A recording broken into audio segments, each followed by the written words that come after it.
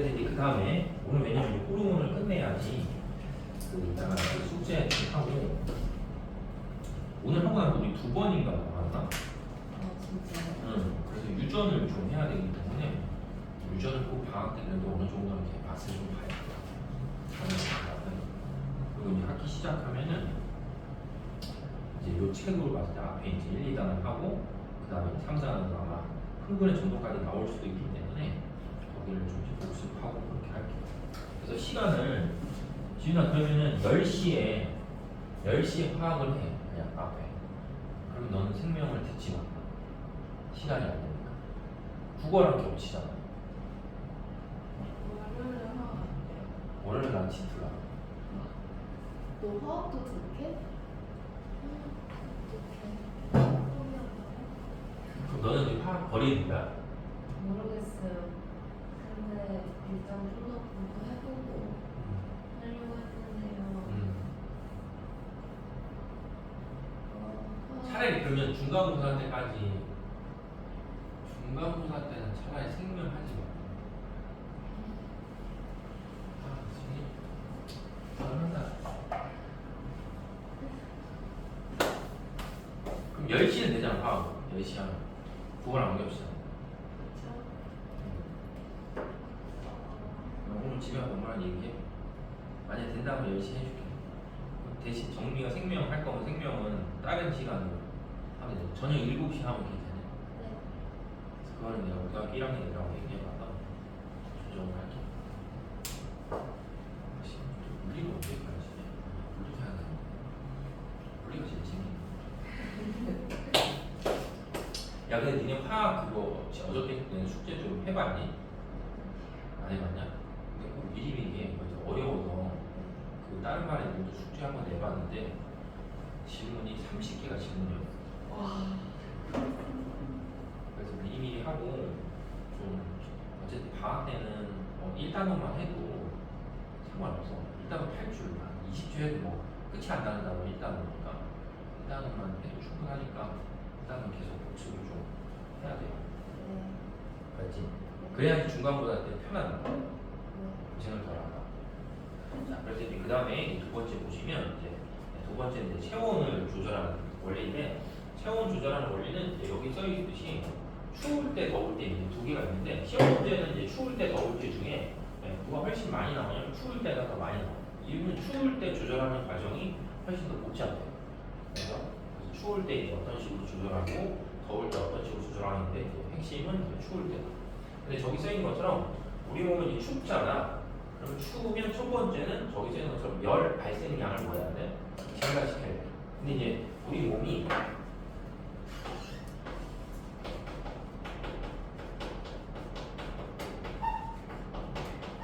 열이 발생량을 이제 뭐 하는가? 열 발생량을 증가시키는 어떤 방식이 있을 거 아니야. 열 발생량을 증가시키는 방법이 물리적인 방법이랑 화학적인 방법이 있는데 물리적인 방법은 뭐냐면 얘네 추울 때 우리 몸에서 일어나는 큰 행위 중에 하나가 뭐야? 추울 때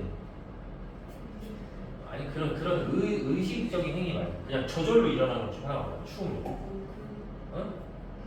아니 추우면 우리 몸이 저절로 일어나는 거야. 나의 의지하고 상관없이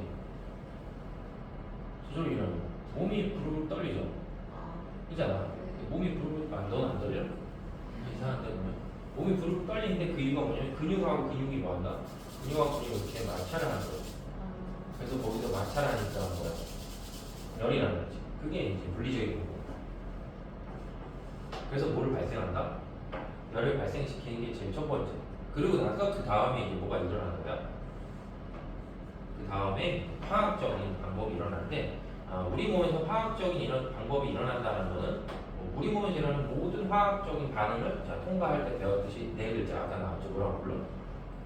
응? 우리 몸에서 일어나는 모든 화학적인 방법 반응 물질 대사. 그래서 물질 대사가 일어나는데 물질 대사 중에 주로 이제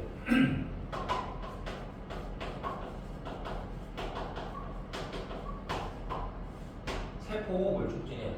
그러면 세포호흡을 촉진하려면 세포를 촉진하려면 자, 머릿속으로 잘 생각해. 아까 앞에서 배운 것을 첫 번째 반드시 무슨 호르몬이 있어야 돼? 응? 티록신. 아까 티록신이 물질에서 촉진하는 거야. 그래서 티록신이 분비돼야 되니까 아까 봤던 TRA, TSH 이 시스템이 다 작동을 해야 돼. 그래서 이제 그게 하나이고, 그다음에 두 번째는 세포가 호흡을 하려면 재료가 필요하잖아. 그럼 재료가 필요하다는 게 일단 뭐가? 포도당이 필요하고, 그다음에 뭐가 필요하다? 산소가 필요하다. 그러니까는 포도당이나 산소가 필요한데 일단 산소가 필요하려면 숨을 쉬었을 때 체내로 유입되는 산소의 양이 많아져야 되잖아. 그러니까 이제 심장 각동의 호흡 속도 이런 것들이 좀 빨라지지. 자율적으로 빨라지고. 그 다음에 체내 세포에서 또 뭐 해야 되니까? 세포에서 포도당이 또 있어야지 호흡을 할 수 있잖아. 그러면 세포가 포도당을 받아들여야 되기 때문에 만약에 여기에 세포가 있으면 이 세포 주변에 이렇게 뭐가 있어? 혈관이 있을 거 아니야? 그럼 이 혈관에서 세포로 뭘 이렇게 넣어줘야 돼? 포도당을 넣어줘야 돼. 그러면 혈액에 포도당의 양이 뭐 해야 돼? 많아야 돼. 그지? 혈액에 포도당의 양이 많아야지 많은 쪽에서 적은 쪽으로 뭐 하는 거야? 확산되면서 들어가는 거지. 그러기 위해서는 혈당량이 뭐 해야 돼? 올라가야 돼. 알겠지? 무슨 말 이해돼? 그래서 결국 세포를 촉진하려면 포도당이 필요하기 때문에 우리 몸에서 혈당량을 뭐하는? 혈당량을 올려주는 호르몬들이 작동을 해요. 그러니까 벌써 봐도 물리적인 반응도 있는데 화학적인 반응이 진행돼야 되니까 호르몬들이 되게 많이 등장하는 거지.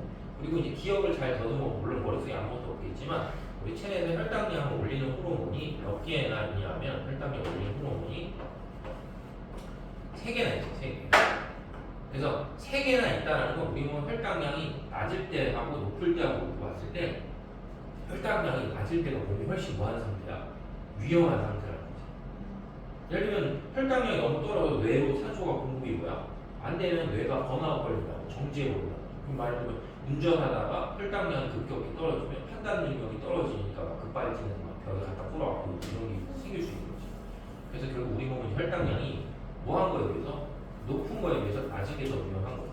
그러니까 혈당량이 너무 높으면 그 혈당량을 낮추면 되잖아. 그러니까 낮추는 호르몬은 하나만 있는 거야, 인슐린. 근데 혈당량이 낮으면 너무 위험하기 때문에 혈당량이 낮은 거 올리는 호르몬이 몇 개나 있는 거야? 3개나 있어서 이 3개의 호르몬이 보통 세포할 때 다 작동하는 거지.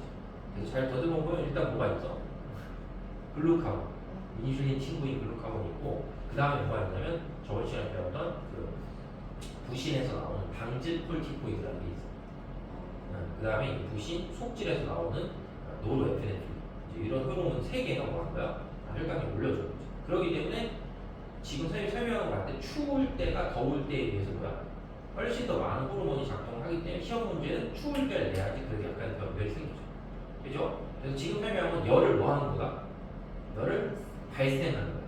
근데 이제 추울 때 또 할 수 있는 행위 중 하나가 열을 발생하는 거와 동시에 그럼 그 발생된 양으로 체온을 뭐 해야 되는데? 체온을 올려야 되는데 홀랑 먹고 돌아다니면 또 열이 주변으로 다 빠져나가니까 안 되는 거잖아. 그러니까 우리가 보통 의지적으로 할 수 있는 열 발산량을 막는 것 중에 하나가 뭐야?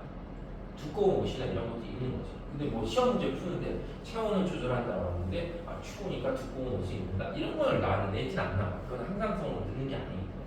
그래서 이제 뭐가 있었냐면 열이 뭐한다? 열이 저기 써있는 것처럼 바깥으로 발산되는 거를 뭐한다? 막아줘야 돼. 그럼 열이 바깥쪽으로 발산되는 걸 막는 게 뭐 이런 경험이잖아. 예를 들어 추운 데 가면 사람의 얼굴이 어떻게 돼? 빨개져. 아니 진짜 추운 데 가면. 진짜 추운데. 응, 진짜 추운 데 가면 얼굴이 창백해져요. 아 진짜요? 아니 그게 아니 진짜로 하면 어떡해. 그냥 더운 데 가야지 얼굴이 빨개지는 거지. 뭐 찜질방 같은 데 들어갔을 때. 그죠? 그리고 진짜 추운 데 가면 얼굴이 창백해진다고. 그 이유가 뭐냐면 추운 데 가면 열이 바깥으로 빠져나가는 걸 막아야 되기 때문에 혈관이 뭐야? 혈관이 수축하니까 피부 근처에서 멀어진다. 알겠지? 그러면 혈관이 수축해야 되니까 혈관이 이렇게 수축하라는 신호가 뭐야 돼? 신호가 생겨야 될 거 아니야? 그게 누가 그 신호를 만들어주냐면 교감신경 그 신호를. 추울 때 몸이 좀 더 편해 이런 사람 없어. 그리고 또 하나는 뭐냐면 우리 몸에 이제 피부에 여기 보면 우리가 그런 거 있잖아. 갑자기 그때도 얘기했지만 갑자기 우리가 어두운 환경으로 들어가면 몸이 무슨 상태로 돌입한다? 긴장 상태로 돌입을 하잖아. 그럼 동공이 뭐 해야 돼? 동공이 커져야 돼. 왜냐면 갑자기 빛이 없어졌으니까 동공을 최대한 크게 확장하면서 빛이 들어오는 걸 받아야 되니까. 그리고 심장이 뭐야? 빨라지고 호흡 속도도 빨라지고 그 다음에 오줌도 뭐야? 오줌도 마렵고. 왜냐면 방광이 뭐하니까 방광이 교감신경 작용하면 커진단 말이야. 그지? 그래서 그거하고 덧붙여서 또 뭐야? 갑자기 춥거나 막 공포스러운 거야. 여기 닭살이 돋잖아. 네. 닭살이 돋는 건 이 우리 몸의 이 피부 근처에 잇목이라는 이제 털을 세웠다가 눕혔다 세웠다 눕혔다 하는 그 근육이 있는데 그 작용에 의해서 추우면 뭐다? 잇모근이 수축하면서 이 피부 근처에 있는 구멍들을 다 막아버리는 거야. 그래서 열이 바깥으로 뭐 하는 거를 빠져나가는 걸 방지해 주는 거죠. 그러니까 여기서 열이 바깥으로 발생하는 그러니까 발산되는 걸 감소시키는 거는 다 누구의 기능이냐면 교감신경의 기능이에요. 그럼 잘 봐봐. 그러면 열 발산량을 감소시키는 거는 교감신경의 기능이면 열 발산량을 증가시키는 건 누구의 기능이었어? 그게 또 5개념이야. 알았죠? 진짜요? 응. 그렇지. 열 발산량을 증가시키는 거는 부교감신경이 아니고 교감신경의 기능이 약화되면 열 발산량이 줄어요. 그래서 이따 뒤에서 그림도 나오겠지만 내신 시험 보실 때 보니까 애들은 항상 빙신같이 반대로만 생각하니까 이게 교감이네 이게 부교감 이렇게 무조건 뭐야? 아끼게 되겠죠. 아셨죠? 그래서 이게 이제 우리 몸의 추울 때 시스템. 그래서 첫 번째보다 물리적인 행위하고 그다음보다 화학적인 행위를 하는 건 세포 촉진하기 때문에 아주 많은 호르몬들이 나온다. 그리고 열이 바깥으로보다 발산되는 걸 막으려면 피부 근처에서 어떤 행위가 일어나는데 그건 다 뭐 때문에 작동을 한다? 교감신경 때문에 작동을 한다. 이렇게 생각을 하면 되겠지. 자, 그래서 이제 그 다음의 자료 해석은 그림은 어떤 동물이래. 그래서 보통 이거 갖고 실험을 제일 많이 하는 것 중에 동물이 토끼지, 토끼. 그래서 토끼를 이렇게 내려다가 토끼의 대가리를 열어요, 이렇게. 그렇죠? 그 토끼 대가리 하나 열는데 간내를 잘 찾아. 간내를 잘 찾은 다음에 간내를 뭐야? 간내를 냉각 이렇게 시키는 거야. 그럼 이제 토끼 입장에 할 때 간내가 우리 몸의 이제 항상성 조절하는 최고 준추인데 간내를 이렇게 자극하면 그 간내가 온도가 뭐 할 수도 있고 올라가게 할 수도 있고 내려가게 할 수도 있는 거죠. 그럼 얘는 거기다 이제 간내에다가 얼음팩을 이렇게 딱 갖다 봐요. 갖다 대면 토끼가 느끼기에 뭐야? 아 나의 체온이 뭐한다? 떨어진다. 이런 신호가 발생하니까 여기도 또 뭐가 나왔어? 그래프가 나왔죠? 그럼 여기가 뭐가 된 거야? 원인, 여기가 결과. 그러면은 우리 몸이 중추의 온도라는 건 간내 시상하고의 온도여서 정상 체온을 요쯤이라고 잡았다고 치면 요걸 기준으로 했을 때 이제 정상 체온보다 뭐 하게 되면 요렇게 뭐야? 요렇게 떨어지고 요렇게 떨어지게 되면 자 뭐는 늘어나야 돼? 응? 열 발생량은 느는 거고 열이 발산되는 양은 뭐야? 주는 거지. 그럼 반대로 생각할 때 우리 몸의 체온이 뭐 하게 되면 체온이 올라가게 되면 열 뭐하는? 발산량 증가하고 열 발생량 뭐한다? 줄어든다. 이런 식으로 이제 자료를 해석할 수 있어야 되겠죠. 구분이 되죠? 자 그리고 나서 이제 넘어가 보시면 이제 조금 전에 나온 그 그림이에요 이게. 그래서 이제 그림에서 보는 것처럼 지금 저 새끼가 뭐해 보여? 되게 존나 추워 보이죠? 근데 이런 추운 자극이 이제 무심성을 통해서 어디로 가면 자, 간내 시상하고 뭐한다? 가는 거예요. 그러면 지금 빨간색 화살표를 따라가는 거야. 빨간색 화살표 따라가면 교감신경의 기능이 뭐여서 강화가 되면서 피부 근처의 혈관을 보다 수축시켜주는 거야. 그럼 이제 얼굴이 창백해지는 거지, 그렇죠? 그래서 이제 열 발산량이 뭐한다? 줄어드는 거야. 그래서 체온이 뭐한다? 체온이 상승하고, 그다음에 이제 교감신경이 자극하면 교감신경이 또 어디로 자극할 수 있냐면 부신, 속지를 또 자극할 수 있어. 알지? 부신, 겉질은 자극하는 호르몬이 뭐다? 있어. 알았지? 그게 뭐야? 부신, 겉질을 자극하는. 아, 공부를 하나도 안 하구나. 괜찮아요. 복수하면 되지. 다 찍어놨어. 그래서 부신, 겉질을 자극하는 호르몬이 ACTH에서 어디서 나오냐면 뇌하수체 전엽에서 나와. 그래서 뇌하수체 전엽에서 ACTH가 나오면 그게 부신 어디를 자극하면 겉질을 자극하면 거기서 코르티코이드라는 호르몬이 두 개가 나와요. 알지? 근데 말이 너무 기니까 하나가 뭐였다? 하나 당코코, 또 하나가 무코코 이렇게 돼요. 당코코가 아니라 당질 콜티코이드 이렇게 혈당에 올리는 거예요. 근데 여기 나오지 않아. 그래서 어쨌든 교감신경의 기능이 강화가 되면 부신 어디에서? 속질에서, 그렇죠? 부신 속질에서 에피네프린이 분비가 뭐야? 분비가 증가하면 요게 간이나 이런 신체 부분에 가서 열 발생량 강화가 늘려줍니다. 그 다음 위 라인은 아까 얘기했듯이 뭐다? TRH, TSH, 그 다음에 뭐다? 티록시, 요게 분비되는 또 물질이 된다고 한다. 촉진한다. 이렇게 생각을 하면 되겠지. 무슨 돼요? 그래서 이제 그렇게 좀 생각을 하시면 되겠죠. 그래서 여기서도 이제 표현이 되어 있잖아. 어디 갔니? 왜 안 보이니? 아, 밑에 봐, 밑에. 우리 딸같이 있는 거. 자, 밑에 가시면 열 발산량의 증가잖아. 네. 열 발산량의 증가는 여기 한 번 밑줄 보시면 아까 거야. 교감신경의 작용이 뭐다? 완화. 알았죠? 부교감신경이 아니고 교감신경의 작용이 완화돼서 피부 근처에 혈관이 확장되면 피부 근처로 흐르는 혈액의 양이 늘어나니까 얼굴이 빨개진다. 이렇게 되는 거지. 그래서 이제 그런 사람 있잖아. 뭐지? 주독 걸린 사람. 네? 술 너무 많이 알코올 중. 아, 술 주독. 사람은 근데 코가 엄청 빨갛죠. 아. 여기 촬영하는 얘기가 나오더라. 황정민? 아. 황정민 대표적으로 이제 전체적으로 얼굴 막 그게 다 출독을 나서 아, 진짜? 왜냐면 술을 되게 많이 섭취하면 그 보통 우리가 얘기하는 알코올 성분이 혈관을 이완하는 그런 성질이 있기 때문에 계속 평상시에 거의 술 계속 먹으니까 피부 혈관이 늘어나는 거예요. 그리고 특히 코가 이제 제일 표현을 빨려나. 뭐 저도 술을 좋아해요. 그래서 막 진짜 되게 젊었을 때는 소주 한 5병, 6병 먹어도 되게 다음날 되게 멀쩡했는데 요새는 한 3병 먹으면 약간 죽을 것 같아요.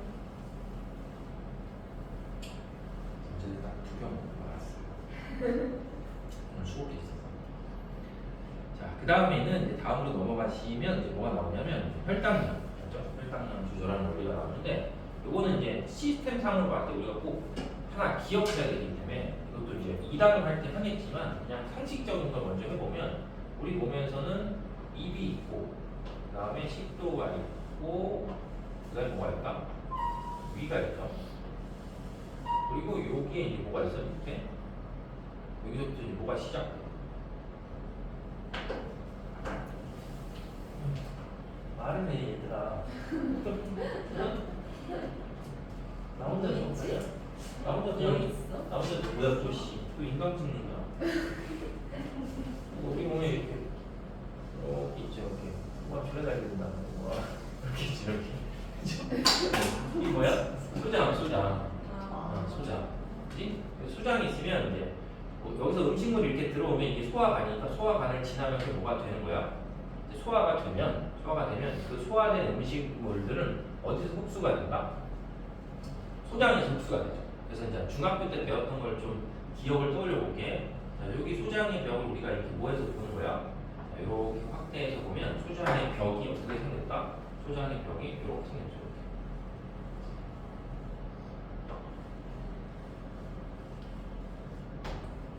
이거 꾸불꾸불 열리다. 뭐 하기 위해서? 음식물을 섭취할 때 흡수할 수 있는 표면적을 넓히기 위해서 되게 꾸불꾸불하게 되어 있는 거죠. 그죠? 네. 그래서 그런 사람들 있잖아. 졸라 많이 먹는데 살 안 찌는 사람들이지. 네. 그런 사람들 대부분 소장 벽의 이 부분, 보통 우리 흉터리라고 하는데 이 부분의 벽의 표면적이 뭐하다? 엄청 좁은 거죠. 이거 흡수를 안 하는 거야. 잡동을 안 하는 거야. 예를 들면 뭐 찌양 같은 애들. 그럼 또 엄청 많이 싸게 그러겠지. 그잖아. 야, 한 2만 칼로리씩 먹는데 똥을 한 걔네 먹으면 체중이 보통 4kg 정도 된다는데 똥을 한 3kg 정도 싸겠죠. 대박. 그잖아. 이 사람이 좀 난 보고 있어. 나도 되게 많이 먹는 편이거든.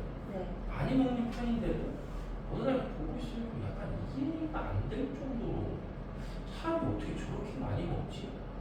라고 하는데 보통 위가 뭐 한 60배 정도 늘어날 수도 있대. 훈련을 하면. 그러니까 이제 그런 애들이 분명히 위가 진짜 커졌겠지. 늘어나서. 그래서 몸에는 진짜 안 좋을 거야. 촬영하니까 얘기할 수 없는데 다 특정 병역을 다 죽을 거야. 자, 그래서 이제 이렇게 이제 소장 벽이 있는데 이 소장 벽을 다시 이 하나를 또 뭐해서 하나를 또 이렇게 확대해서 이렇게 본다고 치면 이렇게 생겼죠. 이렇게. 그렇지? 그러니까 이쪽에 음식물이 있는 거야. 이 안으로 들어가야지 우리 몸 안쪽으로 되겠죠. 그래서 이제 소장이 뭉털이 있으면 이제 중학교 때 배웠는데 여기 이렇게 올라 솟아 있는 놈이 있죠. 암주가리라고. 기억을 다 떠올리면 배우긴 했어요.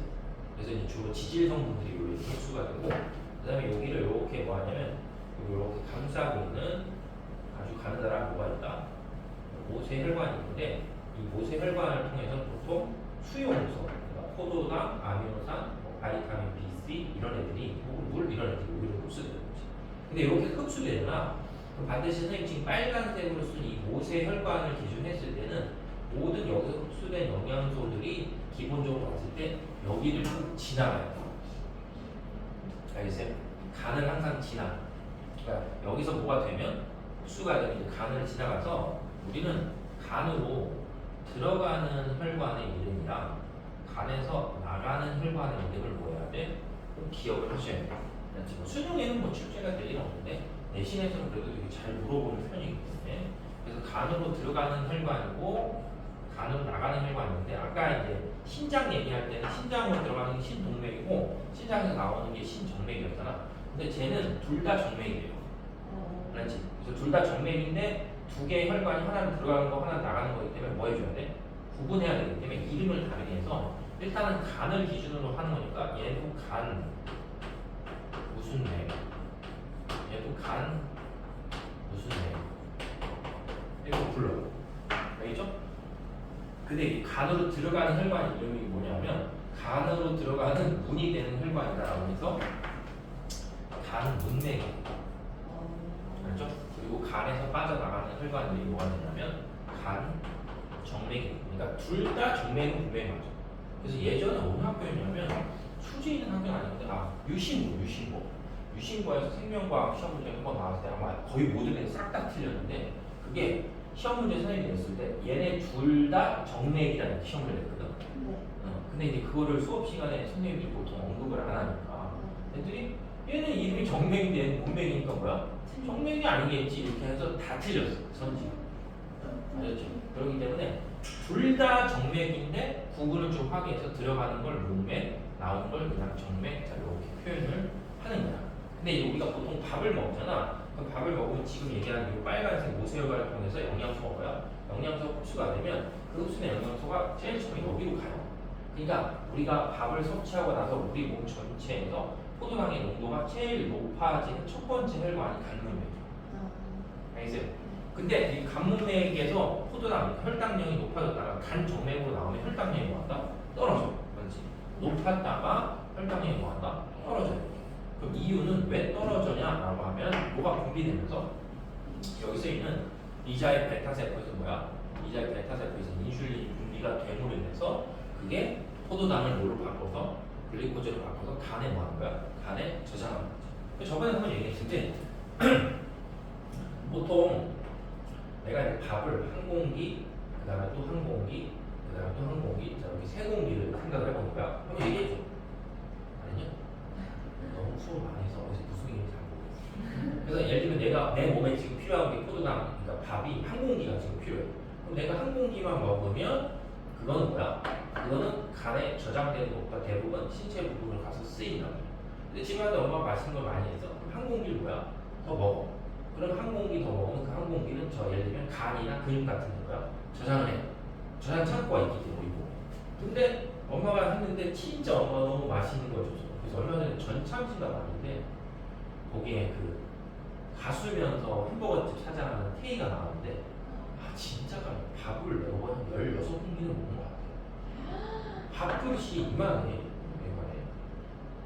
그걸 거의 2번을 해서 먹더라고. 그럼 이제 그렇게 해서 많이 먹으면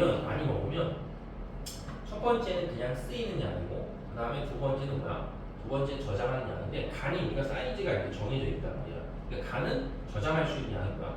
한계가 있어. 대신에 우리 몸에 근육이 있거든. 그러니까 근육량이 되게 많잖아. 그러면 근육량이 되게 많으면 근육에 또 뭘 저장한다? 글리코젠을 저장을 해. 그래서 근육량이 많으면 살이 뭐야? 안 쪄 잘. 왜 그러냐면 이렇게 해서 2공기를 먹었는데 어떤 사람이 근육이 되게 많아. 그 근육이 되게 많으면 내가 밥을 한 공기를 먹어도 더 먹어도 그걸 다 어디다 저장한다. 근육에 저장해.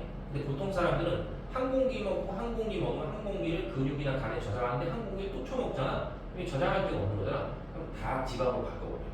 아, 그러니까 탄수화물을 먹어. 왜냐면 탄수화물하고 보통 지질이 구성하는 원소가 둘 다 CH여서 똑같기 때문에 서로 전환이 되게 잘 돼. 그러니까 이게 너무 많이 먹으면 뭐가 되는 거야? 지방으로 바뀐다. 이런 얘기가 되겠죠. 알겠죠? 그래서 니네도 거의 다 컸으니까 보통 뭐 그런 거 들어보면 간헐적 단식은 단식하는 게 우리 몸 시스템상으로 봤을 때 되게 좋아요. 왜냐면 우리 몸이 약간 이런 거잖아. 단식이라는 거는 몸에 필요한 에너지가 뭐하지 않기 때문에 들어오지 않아. 그러면 몸에서는 뭘 해야 되냐면 에너지를 만들어야지 뭐 말도 하고 어떤 행동도 하고 이렇게 할 수 있잖아. 그러면 단식을 시작하고 나서 보통 한 하루 정도가 이제 지나면 거의 대부분 몸에 있는 포도당을 모았다. 다 소진을 해. 그러면 이제 뭐 지질이나 이런 것들을 이용해서 이제 에너지를 얻는데 그것보다 더 중요한 게 뭐냐면 그 체내에서 에이팡토시스라고 해서 몸에 이제 우리 몸에 쌓여있는 불필요한 노폐물이나 이런 것들이 있을 거 아니야. 근데 걔네들이 다 유기물이기 때문에 에너지 뭐하다. 에너지 갖고 있기 때문에 그걸 뭐야? 싹 분해해 몸에서 살포해서. 그러니까 이제 단식을 하잖아. 보통 단식을 하면 거기 몸에 안에 쌓여있던 노폐물, 유기물 형태에 있는 것들 뭐야? 분해해서 에너지를 얻기 때문에 몸이 진짜 실제로 되게 뭐야? 가벼워져. 그러니까 보통 뭐 너무 극단적으로 하면 약간 그러니까 한 달에 기준에 한 달에 한 이틀 정도를 진짜 밥을 안 먹는 거지. 어떤 특정한 날을 정해서. 그래서 보통 직장인들 같은 경우는 일주일 중에 보통 5일만 회사를 가잖아. 그럼 이틀 동안 집에서 쉴 거 아니야. 그때 단식을 하는 사람들이 되게 많아. 그 체중 유지가 되게 잘 되고 몸에 되게 좋아. 단식. 그래서 니네도 너무 이제 뭐 학원 갔다 오고 하면 이제 집에 가서 밥을 못 먹으니까 막 사 먹는 게 되게 많잖아. 그 사 먹는 게 실제로 몸에 진짜 안 좋고 그런 보통 이게 과자 이런 거, 그 다음에 그 뭐지 컵밥 이런 거 있잖아. 렌즈에 돌려먹는 거, 쓰레기 뭐. 그리고 막 편의점 파는 도시락 이런 거 다 먹으면 너무 안 좋아. 노란 딱지 먹는 거 아니야? 좋아했던. 그래가지고 요새 지금 약간 유튜브에서 구독자 수가 10몇 명대인데 조회수가 자꾸 늘어나서 조만간에 유튜브에서 한 30원 주지 않을까 싶은데. 저번에 공조 투가 봤는데 거기 누나가 무슨 뷰티 크리에이터가 나오고 1년에 버스들이 얼마? 3만 6천 원? 3만 6천 원. 뭐 하루에 뭐 300원씩 받으려고. 근데 유나로그에 그거 하면은 설정 올리는 것 같은데. 아니 근데 거기 공주에서 누나가 약간 찐따잖아 찐따. 근데 공주 원하실 때랑 추하실 때 얼굴이 똑같아. 못 받는 것 같아 입고 있지 않았어. 자 그래서 어쨌든 이제 다시 얘기하면서 혈당량 얘가 이제 몸을 먹었다 밥을 먹어. 그러면 밥을 먹으면 식사 후에 혈당량이 뭐한다? 혈당량이 증가하죠. 혈당량이 증가하면 그 혈당량이 증가한 게 이자의 베타세포에 뭘 하면 자극을 주면 뭐가 나와서 인슐린이 나와서 인슐린이 간으로 가서 포도당을 뭘로 글리코젠으로 바뀌어서 혈당량을 떨어뜨리던가 아니면 여기서 얘기지 체세포로의 포도당의 흡수를 뭐야? 촉진. 그러니까 우리 몸에 있는 세포로 포도당을 흡수를 촉진하는 거죠. 그래서 혈당량을 뭐한다? 낮춰준다. 그러면 이제 뭐가 되는 거야? 정상 혈당량이 되는 거고. 그 다음에 얘는 이제 또 뭐하고 있어? 운동을 하잖아. 운동하면 몸에 있는 에너지를 쓰니까 혈당량이 뭐하다? 떨어지는 거죠. 혈당량이 떨어지면 여기 보듯이 그 신호가 이렇게 가는 거여서 하나는 어디로 간다? 하나는 여기 간내 시상하고 하면 여기서 교감신경을 자극하면 도심 속질에서 에피네프린이 나오고 그 다음에 이자의 알파세포를 자극하면 이제 글루카곤이 나와서 이제 좀 혈당을 올려주는 거죠. 근데 여기서 하나 잘 봐야 될 게 뭐냐면 지금 현재 이 그림상을 잘 보시면 이자에는 베타세포도 있고 뭐도 있어? 알파세포도 있고 이렇게 두 개가 있는 거잖아. 근데 지금 현재 그림상에서는 혈당량이 떨어졌을 때 이자의 알파세포를 자극하는 게 뭐야? 이자의 알파세포를 자극하는 게 그림에서 이자의 알파세포를 자극하는 게 교감신경이죠.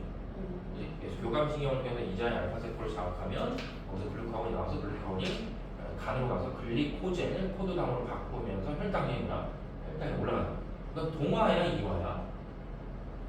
이화겠죠. 분해하는 거니까. 그냥 글리코젠은 덩치가 큰 거고 포도당은 덩치가 작은 거니까. 그래서 이화 작용을 촉진해서 혈당이 뭐야? 올려. 그럼 거꾸로 얘는 뭐야? 얘는 동화가 되겠죠. 그죠? 그래서 교감신경이 장악하면 이자의 알파세포에서 글루카곤이 나오는데 그러면 그거랑 같은 논리 생각하면 이자의 베타세포는 누가 자극하는 게 맞는 거야? 이자의 베타세포는 부교감신경이 자극하는 게 맞고 근데 여기 그림에 지금 표현이 안 나와 있는 게 뭐냐면 이자는 그 자체로도 뭘 할 수 있냐면 혈당량을 감지할 수가 있어요. 알지? 그 자체로도 혈당량 감지할 수 있고 그 다음에 간내에서도 뭘 받았을 때 간내에서 부교감신경의 신호를 받았을 때 베타세포에서 또 이제 인슐린이 나올 수 있는 체계가 두 개가 있는 구분이 되죠. 그래서 항상 알파세포하고 베타세포가 기량이고 교감 부교감이 기량이니까 얘네는 꼭 시험 문제 풀 때 얘와 얘를 세트로 이렇게 꼭 묶어서 같이 기억을 하셔야 돼요. 반드시 물어보세요. 아셨죠? 그러니까 여기에 지금 혈당량이 증가하는 거 이자의 베타세포 자체가 인식할 수도 있지만 뭐다? 부교감신경이 뭐해서 자극을 해서도 이자의 베타세포에서 뭐가 나올 수 있다? 자, 인슐린이 나올 수 있다. 이렇게도 생각을 하셔야 돼요. 알겠지? 자, 그래서 이제 이렇게 보시면 되고 자, 다음으로 넘어가시면 이 그래프가 나오죠. 자, 그래프가 나오면 이것도 역시 이제 시험 문제 무조건 이렇게 내는 보통 기량관계이기 때문에 같이 그래프가 이렇게 나오거든. 그럼 니네가 시험 문제 푸실 때 시험 문제 대부분 이걸 이렇게 뭐 하고 나온다? 자, 이걸 이렇게 지우고 나와요. 알지? 이걸 지우고 나오면 이렇게 해서 되는데 자 봐봐 혈당량이 뭐해? 올라가죠? 그럼 혈당량이 올라가면 인슐린이 같이 올라가죠. 그래서 인슐린이 올라간 혈당량을 뭐한다? 낮춰준다. 이렇게 생각하면 되고 혈당량이 뭐하면 떨어지면 글루카곤의 수치가 뭐야? 올라가서 혈당량이 떨어진 걸 다시 뭐한다? 높여준다 이렇게. 그래서 항상 어느 쪽을 해석하고 원인을 해석하고 그다음에 뭘 봐라? 자, 결과를 봐라. 이렇게 구분하시면 되겠죠. 근데 항상 시험 문제 보면 이거 좀 실수를 잘 하기 때문에 그런 부분을 잘 기억을 하시면 돼요. 자, 그 다음에는 이제 밑에 나와 있는 그림은 제일 첫 번째 나오는 사람이 이제 건강한 사람, 건강한 사람은 지금 그림에서 보듯이 밥을 일단 먹는 거야. 그럼 혈당량이 뭐하면 올라가죠. 그럼 혈당량이 올라가면 그 혈당량 올라간 거랑 비교해봤을 때 인슐린 농도도 같이 뭐야? 이제 올라가는 거지. 그래서 다시 얘가 높게 유지가 되면 약간 시차를 두고 인슐린의 농도가 이렇게 뭐야? 떨어진다. 근데 이제 이 사람은 1형 당뇨병에 얘는 뭐래? 2형 당뇨병. 그 그림을 잘 보시면 1형 당뇨병 환자는 인슐린의 농도가 거의 항상 뭐야? 거의 항상 매우 낮은 거야. 그래서 쟤는 보통 우리가 얘가 소아당뇨다라고 해서 선천적으로 태어나면서부터 그 이자의 인슐린 생산하는 베타세포에 문제가 생기기 때문에 인슐린을 제대로 뭐한다? 생산을 하지 못하는 거기 때문에 밥을 먹어도 혈당량이 뭐하는 거야? 올라가잖아. 근데 뭐 하지 않아? 떨어지지 않아. 그래서 저걸 소아당뇨다라고 해서 저런 애들은 치료하려면 뭐야? 인슐린을 외부에서 이렇게 투여를 하는 거지. 그러니까 예를 들면 뭐 급식 시간에 밥을 먹었어. 혈당량이 떨어지지 않으니까 자기 혼자 계속 주사를 때리는 거지. 배에다 꽂아요? 응? 왜 배에다 꽂아요? 팔에다 꽂으면 약간 마약하는 거 같잖아. 아 그런가? 있잖아 밥 먹을 때마다 매번 주사를 맞아야 되는데 팔에다 계속 맞으면 마약한 줄 알았잖아. 있잖아 이상하잖아. 그래서 그런 게 이제 제1형 당뇨병이 소아당뇨병이 있고 제2형 당뇨병 환자라는 게 있어서 얘는 지금 그림에서 보면은 얘하고 거의 뭐야? 피크는 비슷하죠. 네. 근데 혈당량이 뭐 하지 않는 거야?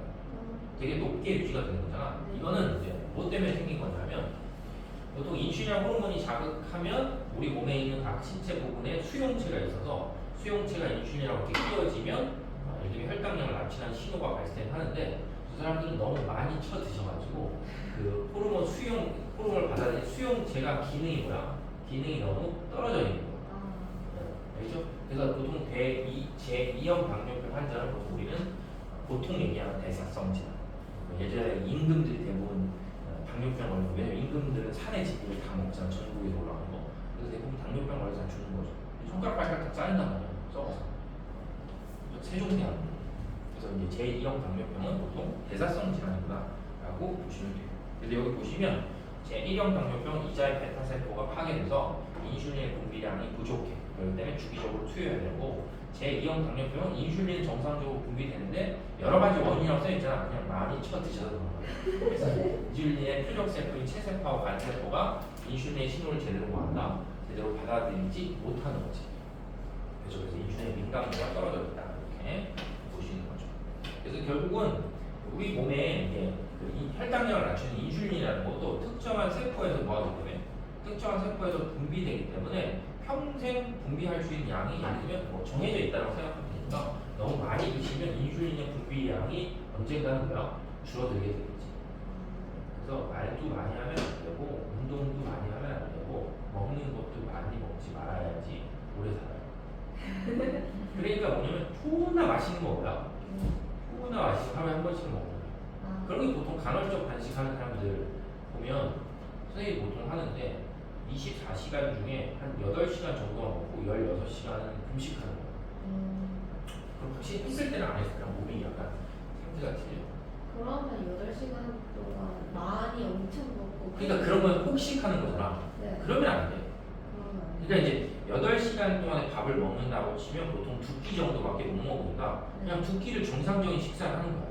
그 정상적인 식사 피자 먹고 스파게티 먹고 치킨 이게 아니고 그냥 정상적인 한 끼 정도 식사 분량을 뭐야 먹으면 되겠지. 그러니까 선생님이 여기 학원 오기 전에 예를 들어 이쪽에 더 H 있을 때도 그때도 한 94kg가 95kg까지 갔었는데 그때 그래서 그 간헐적 단식한 그때 간헐적 단식 안 하고 고지방 다이어트. 고지방 다이어트 살이 또 엄청나게 빠졌죠. 그때 한 23kg? 거의 한 30kg 빠진 것 같아요. 근데 못 하겠더라고요. 왜냐면 그래서 한 그 고지방 다이어트하고 한 8개월 정도 고기를 거의 안 먹어. 우리 와이프. 왜냐면 내가 고지방 다이어트 하는 거 아침에 맨날 삼겹살에 구워주고 하거든. 그리고 막 거기에 버터도 발라서 먹어야 되고 예를 들면 소고기 같은 거 구워 먹잖아. 기름이 있다는 거 아니야? 기름 다 먹어야 돼. 그래서 속이 살이 빠지는데 속이 항상 니글니글거려. 그러니까 너무 니글니글거리니까 뭐야? 밥을 더 먹는 거야. 땡기지가 않아. 그래서 그래서 요새 가끔가다 너무 그 전에 많이 먹고 해서 부담스러운 한 일주일 정도 다이어트 하면 그때는 아침에 일어날 때 커피에다가 그냥 커피만 먹으면 속쓰리잖아. 버터를 하나 넣어야 돼. 진짜요? 버터를 하나 넣어서 그게 보통 방탄 커피 그렇게 NCT 오일러서 만들어서 먹긴 하는데 그러면 점심이 지나도 속이 계속 니글니글하기 때문에 입맛이 없어 입맛이. 그래서 실제로 예전에 가르치는 학생 중에 이제 그냥 이렇게 보면은 그냥 뭐 얼굴은 좀 예쁘게 생긴 것 같은데 누가 봐도 너무 뚱뚱한 거야. 근데 자꾸 스튜어디스가 되겠다는 거야. 그래서 내가 그래 스튜어디스 좋은데 너들 비행기가 안 뜨면 하려고.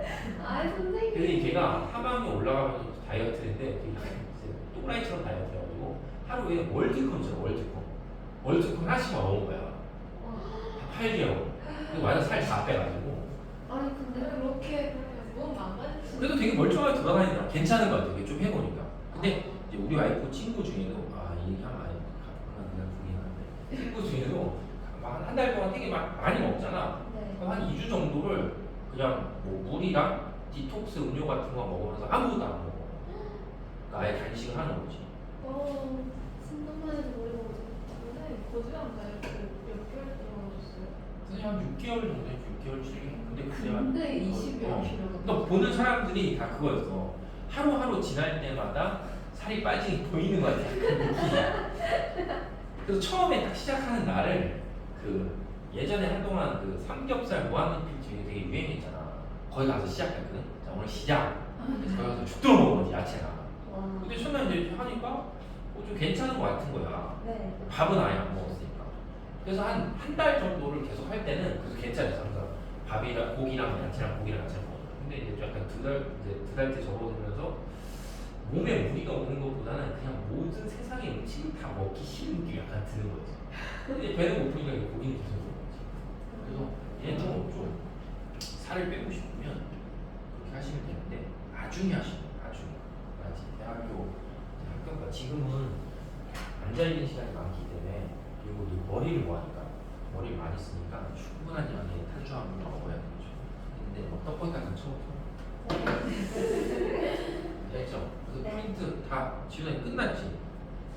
이게 다른 거 없지? 그래서 이렇게 해서 이제 3단은 다 끝났고 이제 잠깐 쉬었다가 자 숙제 낸 거 그거 좀 풀어볼게요.